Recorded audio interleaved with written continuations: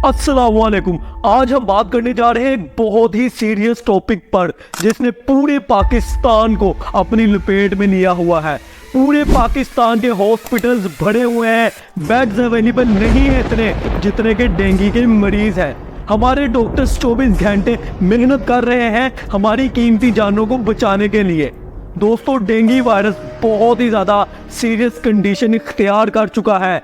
हमें इससे जल्द अज जल्द अपनी जान छुड़वानी होगी। इस दफ़ा जो डेंगू आया है पूरी दुनिया में, वो पिछले साल से 5 गुना ज़्यादा ताकतवर आया है।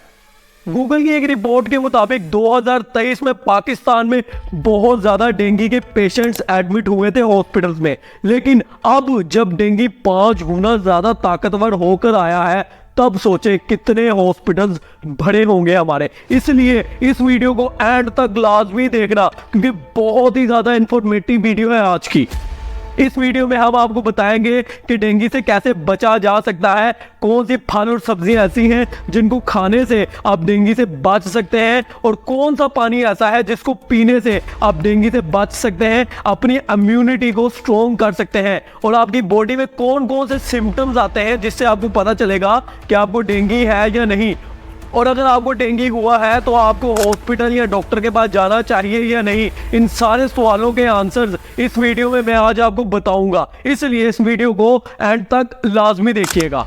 पाकिस्तान में डेंगू हर साल आता है, लेकिन इस दफ़ा हालात बहुत ही ज़्यादा सीरियस हैं। रावलपिंडी के अंदर 8 मरीजों की डेथ हो चुकी है। हर 24 घंटे के अंदर 104 मरीज एडमिट हो रहे हैं हॉस्पिटल्स के अंदर।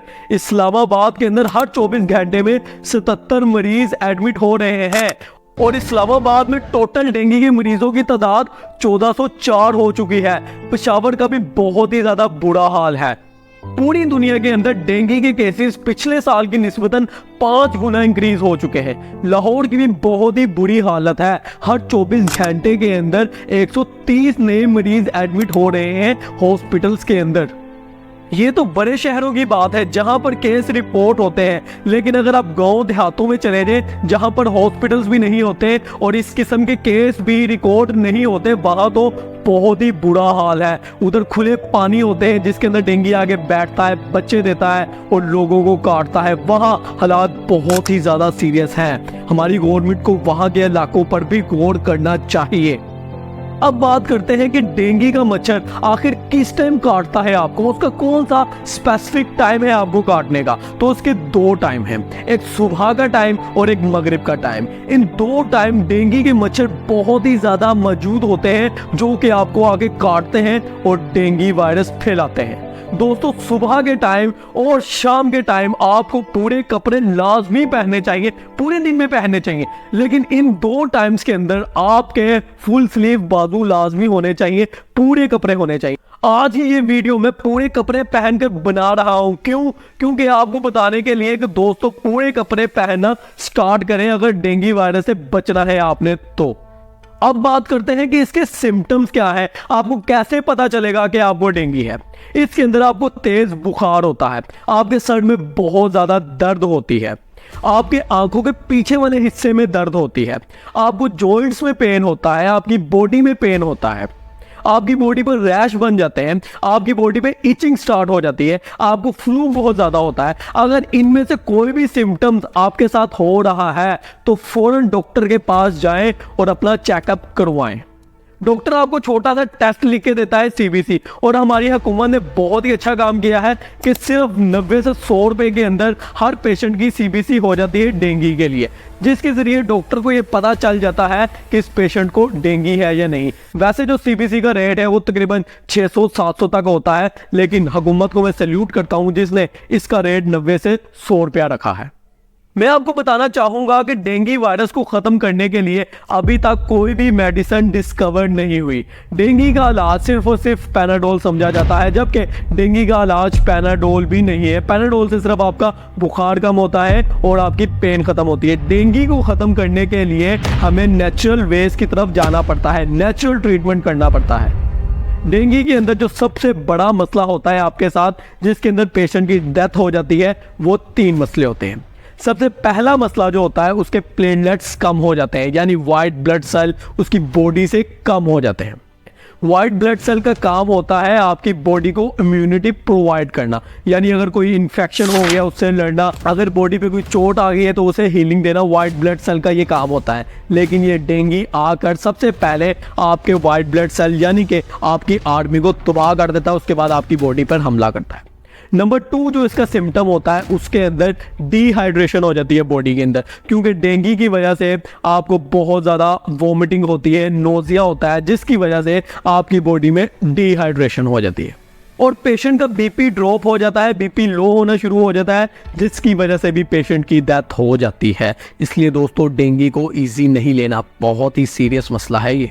इस वीडियो को बनाने से पहले मैंने कई पेशेंट्स का इंटरव्यू किया जो डेंगू के मरीज थे। मैंने उनसे पूछा कि आपको क्या हुआ था, कैसे आपको डेंगू हो गया, तो उन्होंने बताया कि हमें पहले फ्लू टाइप और सर दर्द टाइप हो रहा था, बस इतना ज़्यादा मसला नहीं था, लेकिन एकदम हालत इतनी ख़राब हो गई कि वोमिटिंग नहीं रुक रही थी। फिर जब हम हॉस्पिटल आए तो डॉक्टर ने कहा कि आपके प्लेटलेट्स यानी कि आपके वाइट ब्लड सेल बहुत ही ज़्यादा कम हो गए, इसलिए आज ही आप हॉस्पिटल में एडमिट हो जाए। यानी अगर आपको कोई सिम्टम है तो आपने लाइट नहीं लेना, अपने करीबी डॉक्टर को जरूर चेक करवाना है। लेकिन एक चीज का ख्याल रखिएगा, डेंगू के अंदर कोई भी एंटीबायोटिक इस्तेमाल नहीं की जाती, क्योंकि एंटीबायोटिक जब आपकी बॉडी में जाती है वो व्हाइट सेल को कम करती है और डेंगू के अंदर व्हाइट सेल आपके आगे ही कम हो रहे होते हैं। इसलिए अगर आप एंटीबायोटिक साथ लेंगे तो आपके व्हाइट ब्लड सेल और कम हो जाएंगे, जिसकी वजह से कुछ भी हो सकता है। इसलिए अगर आप डॉक्टर पास जाते हैं तो उसे ट्रीटमेंट लेके फौरन सीबीसी करवाएं और सीबीसी चेक करवाएं डॉक्टर को कि आपको डेंगू है या नहीं। अगर डेंगू नहीं है फिर जो भी वो मेडिसिन देंगे एंटीबायोटिक्स आपने इस्तेमाल करनी है, लेकिन डेंगू के अंदर आपने एंटीबायोटिक्स इस्तेमाल नहीं करनी। मैंने एक ऐसा केस देखा, एक डॉक्टर उसने पेशेंट को सही तरह से चेक नहीं किया और एंटीबायोटिक्स देता रहा, जिससे उस पेशेंट की तबीयत और ज़्यादा ख़राब हो गई। हालांकि उस डॉक्टर ने उसका सीबीसी भी करवाया, लेकिन सीबीसी करवाने के बाद भी उस डॉक्टर को नहीं पता लगा कि इस पेशेंट को डेंगू है। अगर उस पेशेंट को डेंगू है और एंटीबायोटिक्स के इंजेक्शन लगवाए, अगर उस इंजेक्शन से उसके प्लेटलेट्स और कम हो जाते तो उस पेशेंट की जान भी जा सकती थी। इसलिए आपने केयरफुल रहना है। डेंगू के अंदर सिर्फ पैराडोल इस्तेमाल करनी है, वो भी अगर आपका डॉक्टर कहे तो। अब बात करते हैं कि कौन सी ऐसी चीजें हैं जिनको अगर आप कर लेते हैं तो आपको इन फ्यूचर इंशाल्लाह डेंगू कभी भी नहीं होगा। इनके अंदर जो सबसे पहली चीज आती है वो आती है आपने अपने घर के आसपास और अपने घर के अंदर पानी नहीं खड़ा होने देना। अगर फॉर एग्जांपल आपका वॉशरूम है, उसके अंदर बाल्टी है जिसके अंदर पानी होता है, क्योंकि अमूमन हमारे पाकिस्तान में पानी रात को नहीं आता, तो आपने पानी स्टोर किया होता है, तो आपने उस पानी को खुलेआम नहीं छोड़ना, आपने उसके ऊपर कोई ढक्कन दे देना है। क्योंकि अगर पानी के ऊपर ढक्कन होगा तो डेंगू कोई जिन भूत या सुपरमैन नहीं है कि ढक्कन के ऊपर से अंदर चला जाए। इसलिए आपने पानी को कवर करके रखना है, तब इंशाल्लाह डेंगू पैदा नहीं होगा। अगर आपकी छत पर टायर पड़े हैं, गमले पड़े हुए हैं, अगर आपने कोई जानवर रखा हुआ है, उसका पानी भी आपने चेंज करना है, क्योंकि डेंगू पानी के अंदर पैदा होता है।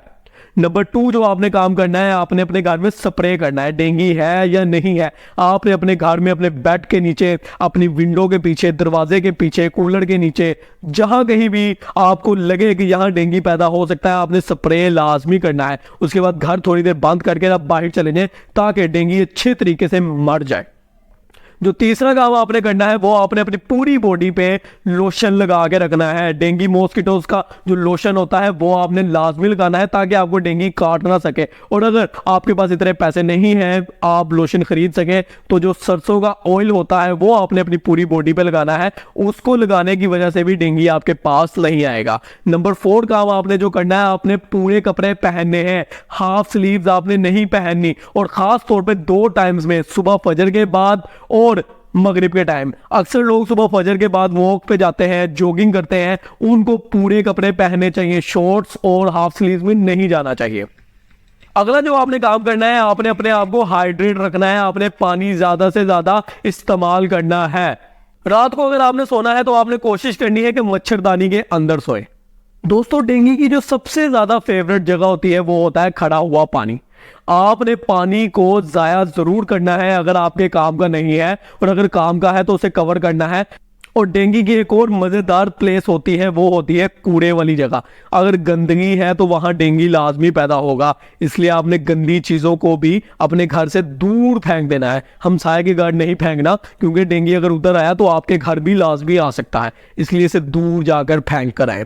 अगर आपके घर के आसपास ग्राउंड है या आपके घर के अंदर ही हरियाली है जहां आपने पौधे और घास वगैरह उगाई हुई है, वहां स्प्रे करवाएं आज ही।